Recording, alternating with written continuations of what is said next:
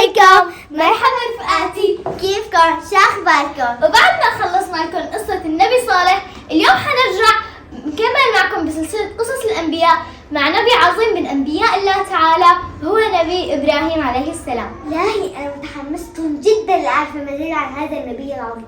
أخبريني من هو نبي الله إبراهيم عليه السلام؟ ما يا ماسة، وبعد أن انتهت العاصفة وهلك كل قوم ثمود وانتصر الله تعالى لنبيه صالح عليه السلام فآمن كل الناس، ولكن الكفر بدأ يستمر حتى بدأ الناس في عبادة الأصنام، فأرسل الله نبيه إبراهيم عليه السلام يرجعهم لعبادة الله تعالى ويأمرهم بالمعروف وينهاهم عن المنكر لأنهم كانوا يعبدون الأصنام. ولد نبي الله إبراهيم عليه السلام في مدينة أور في العراق، ونشأ في بيت يعبد الأصنام والأوثان، وكانت كل المدينة تعبد الأصنام والأوثان، ولكن نبي الله بفطرته السليمة وعقله الصحيح لم يقتنع بهذه العبادات الغير صحيحة، بل كان يبحث دائما عن الحقيقة والإله الحق. ولكن أبا سيدنا إبراهيم عليه السلام كان هو من يصنع الأصنام ويبيعها، فأصر نبي الله إبراهيم عليه أن يؤمن بالله تعالى وباليوم الآخر، ولكنه كان لا يريد، ورغم ذلك كان نبي الله إبراهيم يحترمه ويقول له يا أبتي. طلب منه أباه آزر أن يهجره ويبتعد عنه، وقال له سيدنا إبراهيم عليه السلام يا أبتي سأهجرك وأبتعد عنك، ولكنني سأستغفر لك.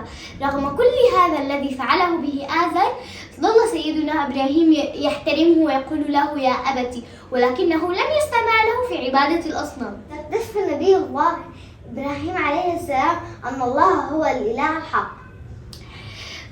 سأحكي لك يا ماسا. تأمل نبي الله إبراهيم عليه السلام الكون من حوله، الشمس والقمر والنجوم، الأنهار والجبال والأرض، الإنسان والحيوان والنبات، وأدرك أن لابد لهذا الخلق العظيم أن يكون هناك خالق حكيم قدير، وأدرك أن هذه الأصنام الجامدة مستحيل أن يكون لها أي علاقة في خلق هذا الكون العظيم. كيف كانت ردة فعل قومه يا حلا؟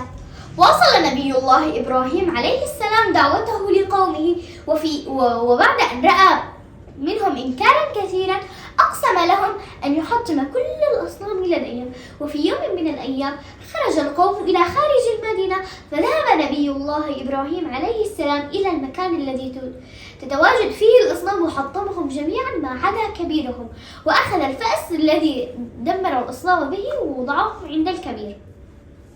وبعد أن رجع القوم إلى القرية رأوا كل الأصنام محطمة والفأس عند كبيرهم، فذهبوا إلى إبراهيم وسألوه هل أنت الذي حطمت الأصنام؟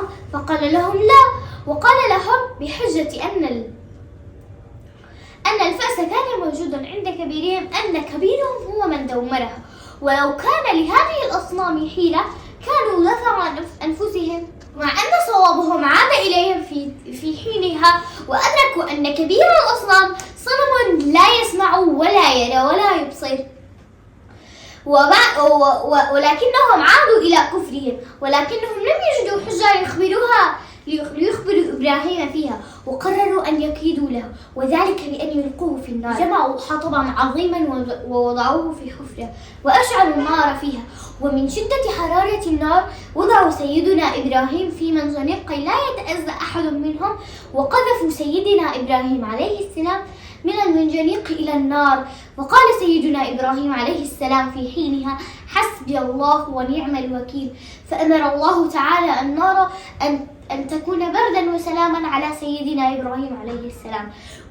وبعد أن ألقوه في النار وكانت بردا وسلاما عليه، سجد سيدنا إبراهيم عليه السلام في النار شكرا لله تعالى. قال الله تعالى في قرآنه الكريم من بعد بسم الله الرحمن الرحيم وقلنا يا نار كوني بردا وسلاما على إبراهيم. صدق الله العظيم. يا إلهي ألقوه بالنار، وماذا حدث بعد ذلك؟ خرج سيدنا إبراهيم من النار سالما غانما معافى، ولم تحرقه النار بل كانت بردا وسلاما عليه، وتحولت إلى جنة خضراء. هذه المعجزات تدل على صدق نبي الله إبراهيم عليه السلام ودليل على وجود الله سبحانه وتعالى وأنه هو القادر على كل شيء. ماذا حدث بعد ذلك مع سيدنا إبراهيم عليه السلام بعد المعجزة؟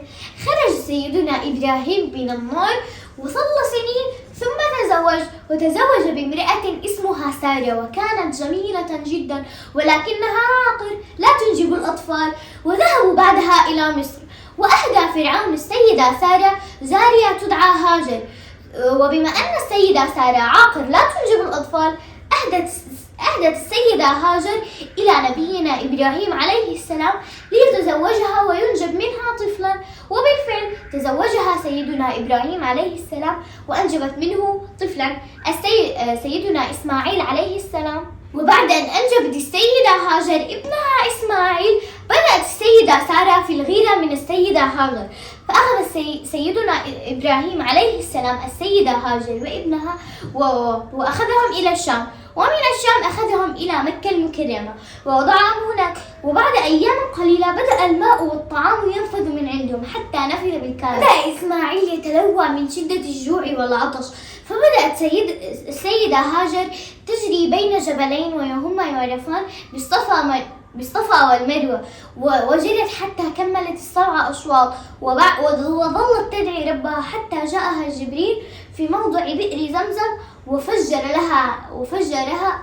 لها بئر زمزم حتى صارت تحاوطها بيدها. وبعد أن تفجر بئر زمزم كبر البئر وأصبح بئرا يشرب به كل الناس الذين يأتون إلى مكة إلى يومنا هذا. ماذا عن قصة سيدنا إبراهيم وابنه سيدنا إسماعيل وذبحه؟ وفي يوم من الأيام بعد أن كبر سيدنا إسماعيل عليه السلام وبلغ أشده، رأى سيدنا إبراهيم عليه السلام في المنام أنه يذبح سيدنا إسماعيل عليه السلام، وتأكد أنها رؤية من الله، وذهب وقال لسيدنا إسماعيل أنه رأى في المنام هكذا، فامتثل هو وابنه لأمر الله تعالى. وعندما وضع سيدنا إبراهيم سيدنا إسماعيل الأرض وأمسك السكين ليذبحه، نزل كبش من السماء فدية بروح سيدنا إسماعيل عليه السلام، وذبحوا الكبش بدلا من سيدنا إسماعيل عليه السلام. لم يكن المقصد من هذا الاختبار هو قتل روح إسماعيل عليه السلام، لا، بل كان اختبارا من الله تعالى عليه السلام ليرى إخلاص نبيه إبراهيم عليه السلام وابنه إسماعيل. ماذا عن بناء سيدنا إبراهيم عليه السلام للكعبة مع ابنه إسماعيل؟ فبين لهم الله تعالى أساسات الكعبة التي كانت مدفونة تحت الأرض من وقت طويل جدا، ثم أمرهم بالبناء. فكان سيدنا إسماعيل عليه السلام يجمع الحجر والصخور ويأتي بها إلى أبيه عليه السلام. فلما ارتفع بناء الكعبة وضع سيدنا إبراهيم حجرا ووقف عليها ليكمل بناء الكعبة، وذلك عرف بمقام سيدنا إبراهيم عليه السلام. وكانا وهما يبنيان الكعبة يدعوان ربهما ويقولان ربنا تقبل منا إنك أنت السميع العليم. ولقد طهرا البيت من كل النجاسات والقذرات لكي يكون مكانا صالحا للعبادة. وكانوا يدعوان ربهما أن يجعل من ذريتهما نسلا صالحا، أمة مسلمة موحدة مؤمنة. وبالفعل جعل الله من نسل سيدنا إبراهيم عليه السلام سيدنا محمد، والذي هو نبينا صلى الله عليه وسلم. ما هي دروس مستفادة من قصة نبي الله إبراهيم عليه السلام؟ تعلمنا من قصة النبي إبراهيم عليه السلام أن نبر والدينا، فكان سيدنا إبراهيم عليه السلام يبر والديه والده رغم كفره وعنده وعبادته للأصنام. فتعلمنا من هذا الدرس أن نبر والدينا حتى لو كنا مختلفين معهم في الدين والتفكير.